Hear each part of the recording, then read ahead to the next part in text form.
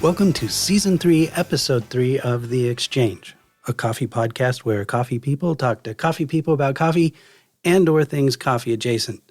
I'm Mike Ferguson, and the topic for this episode is, So You Want to Be a Coffee Roaster. We'll be speaking and sipping coffee with Charley Requadt, and my first job in coffee was a Peace Corps volunteer. Ethan White, and my first job in coffee was a college campus barista.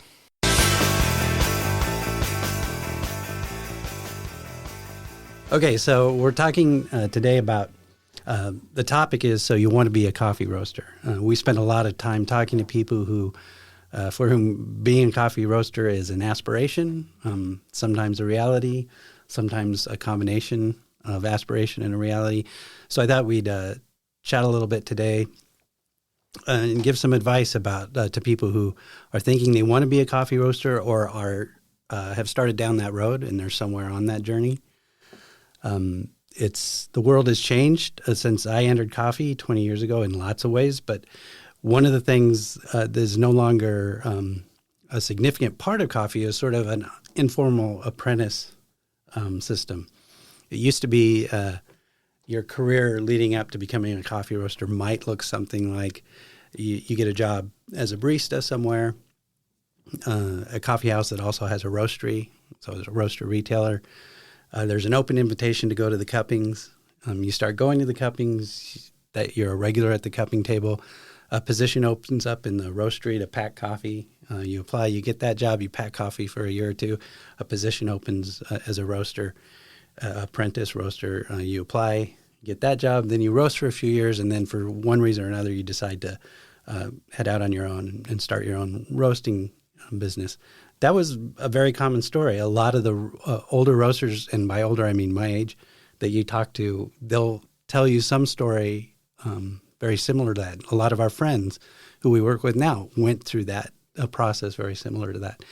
That's not really how it happens these days. And we all get to talk to a lot of new roasters.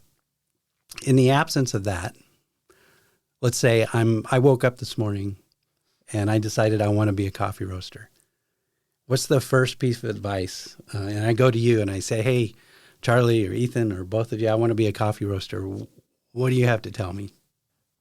I would start with just, do your research, but make sure that research involves talking to people and not just reading things on the internet. I mean, there are a lot of enthusiastic home roasters and things like that. There's a lot of information that you can get out there that, didn't used to be available, right? Like 20 years ago, you couldn't go look up, what first crack was. Nobody knew what that was, So the wealth of information out there is super cool, but a lot of it tends to be, geared towards very specific contexts that don't necessarily involve running a business, right? So talking to people who've done it is still gonna be the absolute best way to kind of get the lay of the land and figure out which direction you want to go, because that's the other thing is there are a lot of different directions you can go, right? The model that you were talking about where you start at the bottom and work your way up to these sort of more valued, so to speak, positions in the industry still totally exists and is still, I think, probably the most common way, but you also see, a lot of, just because as specialty grows, right, there's a lot of different ways to get into it. And a lot of people come to this as consumers, fans of coffee, you know what I mean, who get really into it. And then, maybe they start with a small home roaster or something like that and want to go into it. But then, the people who have seen different contexts, right, a lot of the different permutations that sort of the coffee industry can take, right? Trying to find some of those people and talk to them first so that you can sort of map out a plan for yourself, right? You want to have a plan going into it. You do see people who maybe don't have a plan, right? And then the way things are, maybe you're really good at a couple of things, right? You have a background in marketing or something like that, right? But then you market your coffee, find customers for it, but then you don't actually have the coffee to sell, for example, right? That kind of thing. So you kind of like neglect the logistics or the sort of sourcing part of it, you know what I mean? And get one part of the business that you might be predisposed to being good at for whatever reason and kind of, shoot off in that direction. So kind of making sure you have all the bases covered as you get started, which doesn't mean that you can't get started with some things, right? But, sort of deciding, do you actually like roasting coffee yourself? Right. You mean physically roasting coffee? Right. Do you enjoy the act of doing that, or do you just want to be, involved in a business and have someone, hire someone to do that part of it for you? It's a very specific thing, roasting coffee. Yeah, I think that's important for people who have come to roasting and not had a lot of roasting experience. I don't want to roast coffee. I mean, the sit first in time. front of the roaster for 8 hours a day. You put me in front of a roaster, you've basically committed to having a fire, because I'm going to lose. I'm not going to pay attention. I'm going to be walking away. I'm going to, oh, look, there's something shiny over there, and walk away from the roaster. You said do your research, and actually talk to people. You talk to a lot of people who are just getting started buying green coffee here in our offices in beautiful downtown Providence, Rhode Island. And when you talk to them, what's the piece of information that they tend to be missing most often? Yeah, I'm not sure. You want to think about it, and I can answer the first question? The first question I'd probably ask somebody that was thinking about opening up a coffee roaster is why. And if the answer is I love coffee, that's not a good answer, right? Having your own business is a thankless task that's going to take 24 hours a day, 7 days a week, and you might not love coffee if you stick around in it too long. It's like saying you're going to open a restaurant because you like to eat, right? Having something that you want to say or do with the coffee is important more than just I love it. And, I've taken many calls from people that are getting the first bits of information, pricing, sort of how logistics works. And usually they say, my name is, insert name here. I'm a insert profession, engineer, whatever, work in the office, and I love coffee, right? And that I don't think is a good reason to start. There's other ways. Love for coffee. There's other outlets besides roasting. Well, and if you turn your passion into a full-time job, it might not be your passion anymore. Yeah, the realities of running a business are very, very different than how it all appears on the outside. So back to the piece of information, we'll get back to me. I woke up this morning, I wanted to be a coffee roaster. What are the questions you're going to ask me when I get on the phone with you? I mean, sometimes the way this question runs is, do you have equipment in place? You know what I mean? Do you have everything ready that you need? I would love to talk to more people who are at the very, very early stages of things and trying to put together a business plan. You know what I mean? I think that those conversations can be really productive, but the conversation that you tend to have when someone is missing a piece of information or is missing a piece of their entire plan is, it makes the conversation a lot harder because there ends up being something like a time frame that they need that isn't realistic, or a product they've decided that they need to have, like, say, for example, they're only going to serve organic coffee, right? And that's something that is easy to drop on paper, but then, you know what I mean? Like, organic coffee is always going to cost more. You got to pay for that, right? Less availability. Right. And and certain origins, you know what I mean? Like, you're not going to get organic coffee, or it's going to be a lot harder to source from. So, that organic Brazil that you wanted for your espresso blend is either going to cost you a lot more than you thought, right, compared to other Brazils, or just straight up not going to be available certain times of the year of certain people, whoever. So having sort of, like I was saying before, having a plan in place, you know what I mean? And making sure that those things are, you know, asking those questions well ahead of time before. And I mean, it's human nature, right? Like, we all forget to do things. Then it's sometimes the only way to learn is to really jump in, you know what I mean, and adapt. But you don't know what you don't know until you find out you don't know it, right? Exactly. And that, I mean, I think, like, you know, some of those conversations that you have with folks when they're calling up for the first time trying to figure this stuff out, and they're very clearly in the early stages, you know what I mean? As long as someone's willing to be flexible, they can be really great conversations, right? Because your suppliers, other roasters, people that you need, you know, that you need to collaborate with, right, in order to run a business, are going to be more than willing to help you find the best possible fit and sort of guide you through these sorts of things, you know what I mean?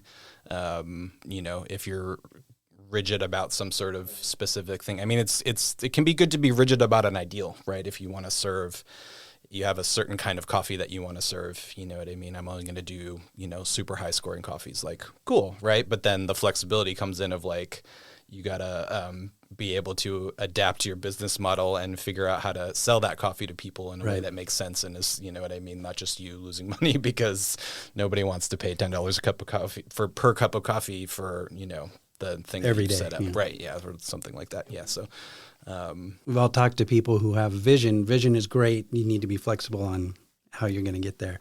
Charley, so let's say I was talking to you about this thing I want to do, start a roasting business, and you asked me why, and I gave you a great answer. I'm not only passionate about coffee, but I'm fascinated. You know, I have friends who are in coffee. I can't get enough learning about it, and I'm just feeling like I need to actually get my hands on the coffee and actually make that magic happen, turn green coffee to brown coffee. Let's say I've satisfied you with my answer why, or at least you're willing to keep talking to me. What are some of the next questions you want to ask? I mean, from where I've had the conversation with people is usually people calling, talking directly about green coffee and getting their first order in. And in that context, the next question is always, when are you going to start roasting? How far away are you? Right. If, you know, I've heard many stories and talked to people as they've gone through this process where they say, oh, the roaster will be here in 3 months. 6 months later, it's still not there, especially this day and age with all the logistics delays. And so some people would actually have bought coffee and then it sits in their warehouse for 2, 3, 4 months, right? Which, you know, coffee, the flavor fades as it gets older. And it costs. And now you've, basically turned your money into coffee and it's just sitting there not making you money. So that's usually the next one, because depending on where they are in the stage of development, as Ethan said, like, you know, if you catch them at certain times, there's different conversations that you can have. And from the phone conversations I had, that's usually the first one. And then, you know, if they're ready to roast, then, you know, it's business as usual, samples, see what they like, see what they're trying to do, try to recommend the coffees that are going to work for them. And if they're not ready to, it's sort of like, you know, I know you're excited to get samples, but the worst thing you could do is get samples, roast it, fall in love, and then 3 months later you come back to buy it and it's gone. It's gone. Yeah. I've talked to people who don't think about storing their green coffee, especially when they're starting out in a garage and they end up storing the coffee next to the gasoline and the lawnmower and storage, especially if you're buying full bags of coffee, storage becomes an issue very quickly. Yeah. I mean, the unglamorous logistics and associated issues are the kind of the key thing to know when you get first started. And that's a lot of the conversations, you know, that you end up having with people who are just starting out, that can be less than fun to have, right? When they, maybe that is their plan, right? They're roasting out of their garage, say, and then, you know, delivering full bags of coffee, even if you actually have an outlet, you know what I mean? And you're ready to buy that much coffee, which is like, great, you know, what it takes to get things to a residence is different than a business, right? You know, and there's a lot of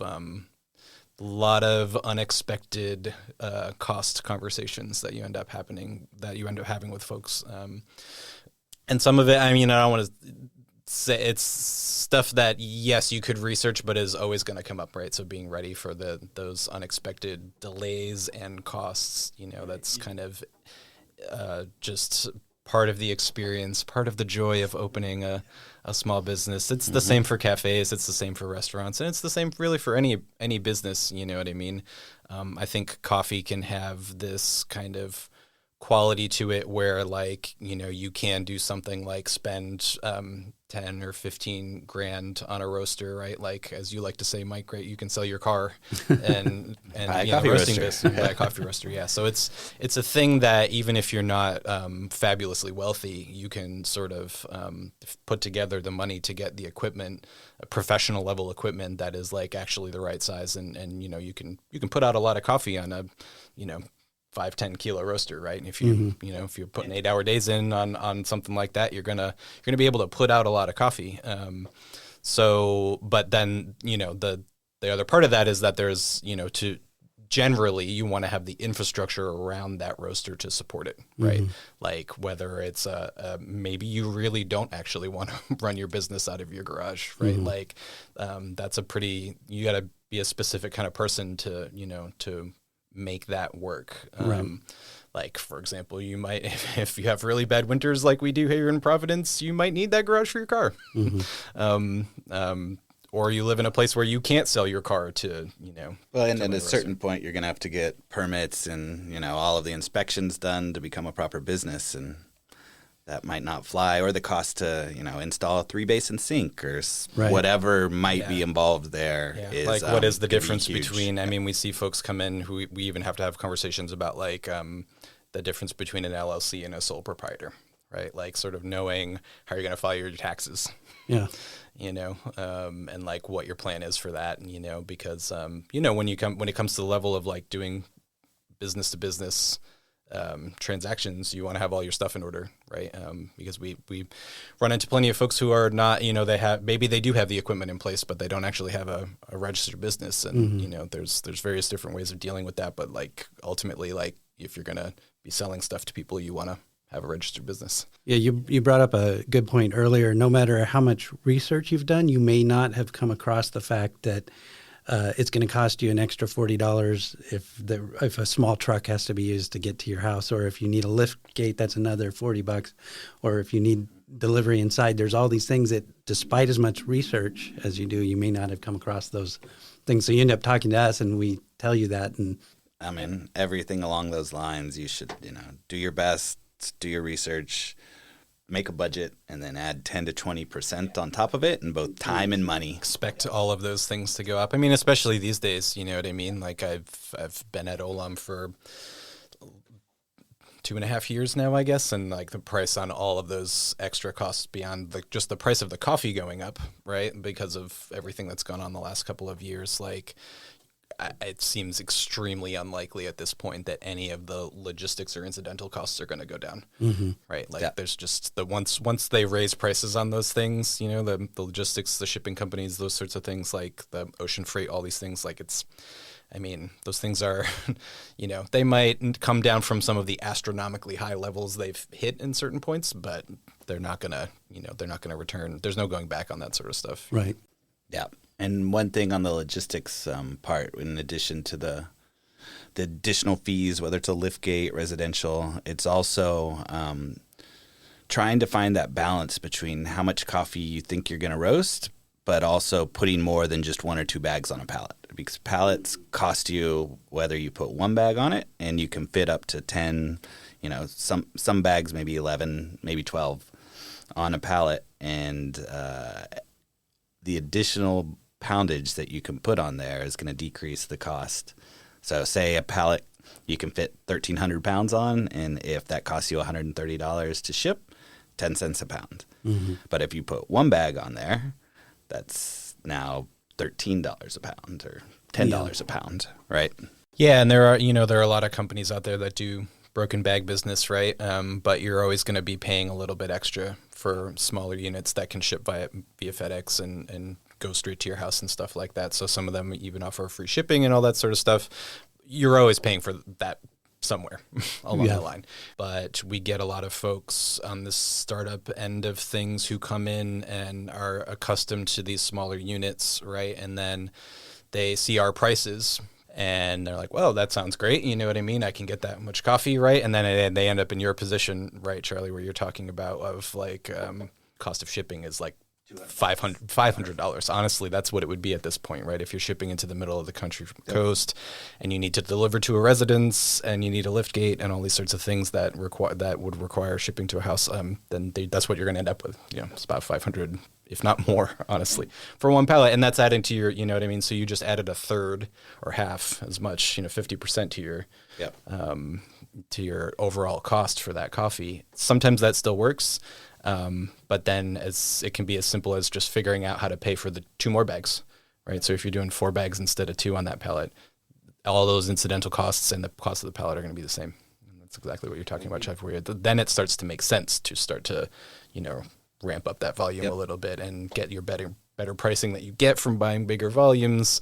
But it's hard to forecast at the beginning because you have no historical data in which to base it on. I mean, these are just things where you have to keep in mind. Maybe it's just for the first order or 2 that the costs are going to be inflated, but you hit your business plan, you've set up a budget and a target cost model that's going to work. But the first few ones will be different just because of that balance between not having the space, not wanting to buy too much. And that's where I know new roasters always want to try to have a lot of variety, or they fall in love with different coffees, but really trying to pick, maybe 2 or 3 and then get as much versatility out of those 3 that you can. So each 3 of them can stand as single origins on their own. You can do blends, a light roast, dark roast, and really try to play with that, keep the bag numbers limited so then you can increase the volume.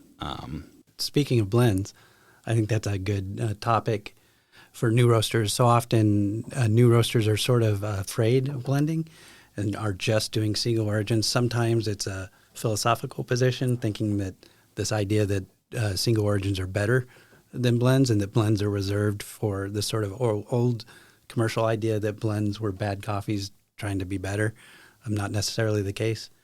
But I think that blends are a good idea right out of the gate. Absolutely. Yeah, for exactly that reason. I mean, you can have 3 coffees, you can bring in 3 specific coffees and, end up with 6, 7. Well, you could do light, dark roast of each origin, then blend them together. I mean, you could maybe get 10, 12 different SKUs with different roast profiles and, different characteristics, different, quantities, percentages of each of those origins in the blend. Yeah, and if you look at any medium to large size specialty roaster, their best-selling SKU is always going to be a blend. Yeah, and it's a misconception too that even some of the very high-end, very well-known coffee roasters, all the big names that you ever heard of, like, are they buying separate coffees for some of their blends? Like, sure, probably depends on what their volume really is, but like, even those coffee roasters are doing that, right? They're saying, okay, we have this sort of stuff on hand. We have all these like really amazing, very differentiated, really nice single origin coffees on hand. But we have enough of this one. We need a seasonal blend, right? So they're going to take those coffees and blend and try to find a blend, because sometimes, you know what I mean? Like having a farmer's name on the coffee is not what someone's looking for necessarily when they're going to buy. They want to know that the coffee's sourced ethically, or, you know what I mean, has sort of XYZ qualities that they're looking for from that kind of thing. But I mean, it can even be as simple as thing as someone is afraid to say it to the barista to ask for it. You know what I mean? And like, that's just the reality of it, right? Is like, so giving people options, you know what I mean, and finding different ways to connect with people where they're at, is always a good idea. And that's one of the big advantages of blending, right? Is that you can try to connect with your customers in a way that isn't, that maybe doesn't pre-require extensive coffee knowledge to know why, A blend can become part of your brand. A single origin can't really, people aren't going to be out there saying, oh yeah, I go to this roaster for their Kenya, but they may be saying, I go to this roaster for their XYZ blend. It's my favorite coffee. Yeah, and you've got to ask yourself, who is your target customer? Is it somebody when they walk in, do they ask what's new? And they're always looking for a new experience. And that's usually going to be a minority of the customer base that buys a product, whether it's cheese, wine, tea, coffee. The majority of people, they want consistency, right? And so if you're buying coffees, single origins, unicorns, so to speak, that are one and done, and, you're just constantly rotating, well, then you're not going to be able to capture those people, and think about who is the target coffee drinker and what is their attitude. It's early in the morning. They're tired. They don't want to be messed with, right? They don't want to be surprised. They want something warm that's going to help them start their day. And so that's where a blend can come in. That gives you flexibility throughout the year, where that's really the craft that comes into roasting, is taking components, mixing them together, and getting a consistent target profile out each time. Yeah. And a blend is able to do that. As long as your blend is focused on a flavor profile, not necessarily specific components. Yep. We want them to have the same flavor experience. We should be able to do that with a few different components. Coffee's an agricultural product. Yep. It changes year to year, just like wine does. And, you've got to take that and then, either tweak the roast, tweak the percentages, maybe add another component. Don't limit yourself by saying I'm only going to use these 3 origins. Just say I'm going to have a consistent flavor profile. Right. So one of the questions that comes to my mind a lot when I'm speaking to people who are sort of aspirational about being a roaster is when they're buying their roaster, and I know we don't want to necessarily get into a lot of that buying a coffee roaster is probably a separate episode, but there is this, one of the barriers to entry in a way to coffee roasting is the idea of sample roasting. So it's possible to buy a roaster that you can't sample roast on. But then at the same time, if you get a coffee roaster that works as a sample roaster as well, it doesn't take you very far down the line as a production roaster. So any comments, or am I just putting out a problem that is hard to solve? It's a tough one. I mean, you're seeing more options, like where, there have been new machines have come out that have a cheaper price point, whereas before it was like buying a sample roaster is going to be almost as much as as the production roaster, like a 12 kilo. But now, like with Ikawa and other ones, they're more affordable, but it's still not a cheap option. I think that it's almost worth going with a production size roaster, and then doing something sort of guerrilla roasting with your sample. Even if that's a popcorn popper or whatever, some way of getting the samples done, and then with a production roaster that will get you further down the line in terms of your business. I mean, you got to do what you can with what you have, and some sort of an evaluation is better than nothing, absolutely. And as long as you do the same thing every time, if you're consistent in how you evaluate it, and the only thing changing is the coffee, well, then that's better than taking a shot in the dark. Yeah. I mean, that's the whole point of sample roasting, right? Is trying to compare like with like in terms of what you're doing to the coffee. So as long as you can pull that off in some way, you know what I mean. The advantage, the things that sample roasting opens up for you, you know what I mean, in terms of being able to decide between 2 lots and sort of make the call that you want to make.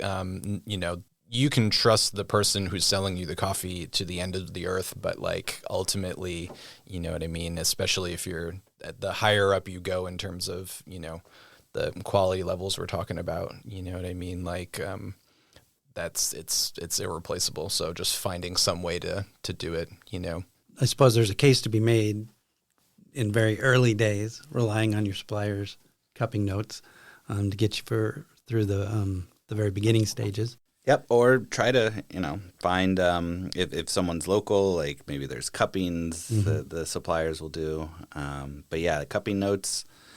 And then also if you're just starting out and, you haven't really roasted before, taking the same coffee and running it through your roaster. And, granted, this will have a cost with it because you're going to be using the coffee and it might not be the product that you want to sell.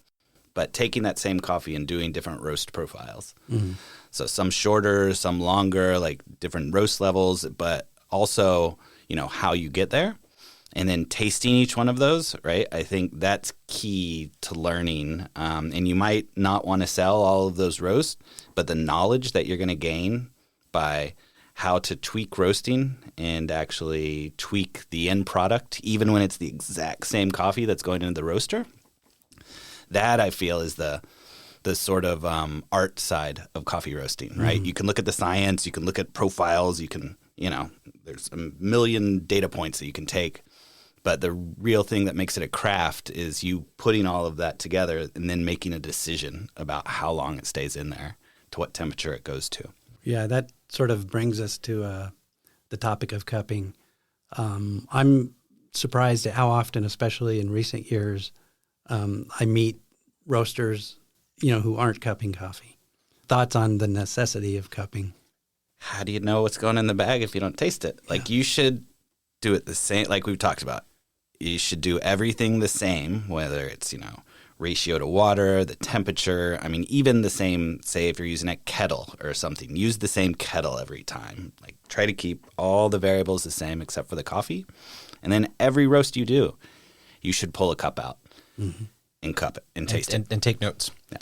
Keeping track of that. I mean, it's really easy to say, oh yeah, this tastes different than last time, you know what I mean? But if you're not sort of charting the differences along the way, I mean, sort of picking up on what you were saying before, Charlie, you see in a lot of these sort of new roasting technology, there's a big move towards automation, right? Like, and this goes along with everything, right? There's all the technology that's available to us, you know what I mean? And you see a lot of stuff in sort of new roaster literature about, being able to swap profiles and send profiles to different things and replicate this on that and the other thing. And like, even assuming that that's going to work perfectly, which, may or may not. I'm not an expert on this stuff, so I couldn't really say, how well those things are going to work. But even then, you know what I mean? Like, relying on a provided roast curve, or what I mean, some other sort of outside information, or the machine to do the work for you. It's never going to replace cupping. Once again, going back to the customer, right? That is how they're consuming your product, right? So, I mean, if you want to keep it just like an accounting system, you just keep it as simple as possible. So, pulling out and tasting every production roast, putting it right next to each other, and then you can even, taste it how your customer does, right? If that's with milk and sugar, put some in it, right? Like, put yourself in their shoes. Once again, like, trying to have a consistent product. Unless if your goal is to go after customers that are every single time looking for a new experience, that's great. Well, then, that would involve a different QC process. But I think the vast majority of consumers are looking for consistency. Yeah, I think it's become more and more evident in the specialty world that, like, chasing the so-called coffee nerds as a business model is tough, right? Because those are people who don't have loyalty, right? And which is not to say we shouldn't try to have really great coffees and sort of like, preach the gospel, so to speak, of, having how good coffee can be, and, interesting and new flavor profiles and all this sort of stuff. That's great. And that's where I'm coming from. That's why I'm here. I love that stuff. Right. But, if those are the folks you're going after, I mean, those are also the folks who are going to try every coffee shop in town. Right. And they're not necessarily going to come buy coffee from you every single day, right? And you kind of have to be able to capture a broad selection of folks, which goes back to blending and sort of, what I mean? Like, I mean, it's a classic thing of, a certain mindset to never try the coffee that you roast with milk or sugar in it, and see how it is, and sort of like, a lot of folks, say my friends who are not coffee people, right? Like, they really want to drink fancy coffee. They really like it, but they're going to put milk in it. Yeah. And, sometimes that's not going to work. And if you decide, right, that this coffee is just like, you're going to roast it in a way where it doesn't go super great with milk, like, that's cool. But like, making that decision consciously. Yeah. I'm a big fan of deciding where you want to play, as long as you decide where you want to play. Yeah. If it's not just default, or you just accidentally found yourself in that arena. And, like you said, being flexible, So you might have an idea where you want to start when you begin, but inevitably being flexible and maybe finding that point that is your sweet spot within, the local community is something that will appear once you get out there and start actually doing business. So you've got me still on the phone, the newbie, wannabe coffee roaster. What's some other advice that you want to give me before you hang up? Are you going to begin roasting within the next 2 months or not? Let's say I've got my roaster, and I'm ready to plumbed in, turned on. Yeah, well, I haven't started a fire. Okay. And have you seasoned your roaster? Well, let's just say yes. Because that's a whole, now we have to talk about. You said it's another episode. Yeah. Let's say I bought it used from someone who seasoned it before they sold it to me. Good workaround. I like that. So what other advice do you need would you like to give me before we hang up? Or did we cover it all? Have fun. That's actually good advice. Don't forget to have fun. Right. I mean, you picked coffee. I mean, we're kind of a fun group, right? Yeah. As a business. Exactly. So, Ethan, Charley, thank you so much for spending time with me to talk about the advice that you might give to someone who wants to be a coffee roaster. I think it was great. Thanks, Mike. Thanks, Mike.